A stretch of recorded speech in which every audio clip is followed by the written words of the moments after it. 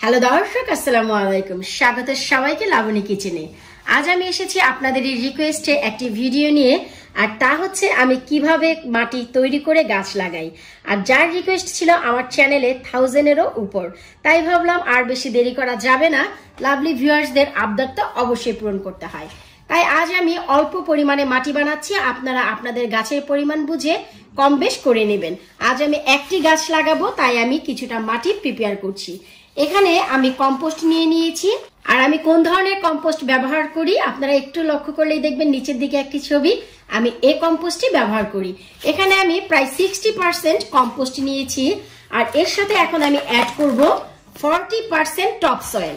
Top soil আসলে কিছুই না, যা হচ্ছে আমাদের বাড়ির আঙ্গিনায় আশেপাশে যে ধরনের মাটিগুলো থাকে তাই হচ্ছে টপ সয়েল। তার মানে হচ্ছে মূল যে মাটি তাকেই বলা হয় টপ সয়েল। তো এখানে আমি 40% টপ সয়েল নিয়ে নিলাম।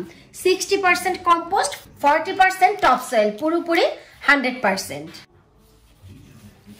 এখন শুরুতে এই মাটি আর কম্পোস্ট আমি মিশিয়ে নিচ্ছি। আর আপনাদের যাদের হাতের নাগালে কম্পোস্ট নেই, ঘাবড়াবার কিছুই নেই, আপনারা সরাসরি মাটি ব্যবহার করতে পারেন, কারণ আমরা যে আরো উপকরণ মিশাবো তাতেই আপনাদের মাটিতে কম্পোস্টের কাজ হয়ে যাবে। এখন আমি এতে মেশাচ্ছি ইটের গুঁড়ো। জি, আপনারা ঠিকই দেখছেন, ঠিকই শুনছেন, এটি হচ্ছে সেই ইট যা দিয়ে আমাদের ঘর বাড়ি তৈরি করা হয়। কারণ এই ইটের গুঁড়ার রয়েছে যথেষ্ট পরিমাণে সল্ট, যা আমাদের গাছের রুটকে শক্ত করে এবং আমাদের গাছের যে ড্রেনেজ সিস্টেম তা সুরক্ষিত রাখে। আরো মিশাচ্ছি আমি বোন মিল।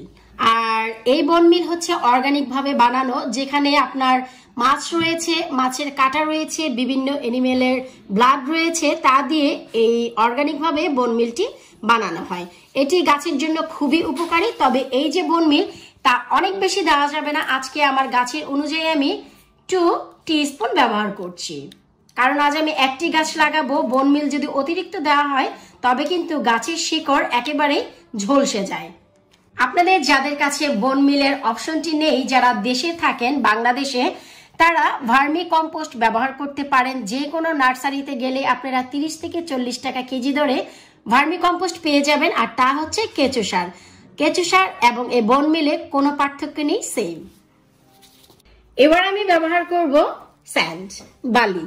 আর এই বালিও ভাই আমাদের বাড়ি ঘর তৈরি করতে লাগে। এই বালিটি আমি গত সপ্তাহে কালেক্ট করেছি আমাদের রহমান ভাইয়ের বাসা থেকে, তাই এটি হয়ে গেছে রহমান ভাইয়ের বালি।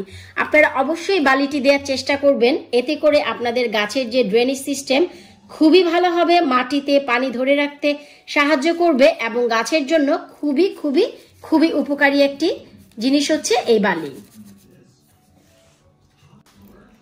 এখন আমি মিক্স করছি কোকোপিট।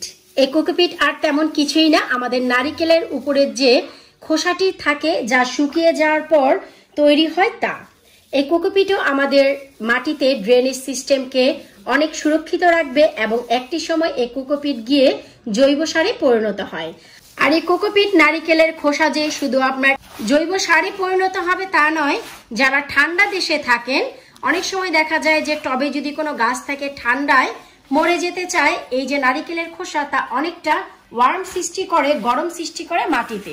তার মানে হচ্ছে নারিকেলের খোসাটি মোস্ট ইম্পর্টেন্ট। আর আপনারা যদি যারা দেশে আছেন, আই মিন বাংলাদেশে, তারা এতে আরো একটি জিনিস মেশাতে পারেন, তা হচ্ছে যারা কাঠখোট জ্বালিয়ে রান্না করেন, ছাই তৈরি হয়, সেই ছাইটি।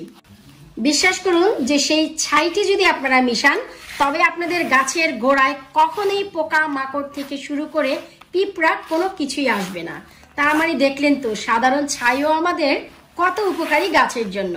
এবার ভাই শুধু মিক্স করে নিলেই আমাদের গাছের জন্য মাটি একেবারেই রেডি। আর এই যে আমি মাটিটি তৈরি করলাম, এই মাটিতে প্রায় 6 মাসের খাবার অলরেডি অ্যাড হয়ে গেল। তার মানে গাছ লাগানোর পর আগামী 6 মাস যদি আপনারা কোনো প্রকারের খাবার বা ফুড প্ল্যান নাও দেন, কোনো সমস্যা নেই, একেবারেই পারফেক্ট। তো আশা করব আজকে আমার এই ভিডিওটি আপনাদের ভালো লেগেছে। যারা এই মাটি বানানোর প্রসেসটির আশায় ছিলেন তাদের উপকারে আসবে, কারণ এখনো অনেক সময় আছে গার্ডেনিং করার।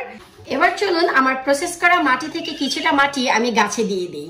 আমি বেশ কিছুদিন আগে এই গাছটি লাগিয়েছি, তো সমস্যা নেই। আপনারা যদি গাছ লাগানোর পরেও এই মাটিটি তৈরি করেন, পরেও দিয়ে দিতে পারবেন, কোনো সমস্যা নেই। যখন পানি দিবেন তখন উপর থেকে যত নিউট্রিশন আছে একেবারেই পানির সাহায্যে নিচে চলে যাবে। আমার এই মাটি বানানোটি লক্ষ্য করবেন, এভাবে মাটি বানিয়ে আপনারা গাছ লাগান। আপনাদের গাছ লাগানোর পর কি রেজাল্ট আসলো অবশ্যই কমেন্ট বক্সে কমেন্ট করে জানাবেন। আজকের মতো বিদায় নিচ্ছি, আল্লাহ হাফেজ।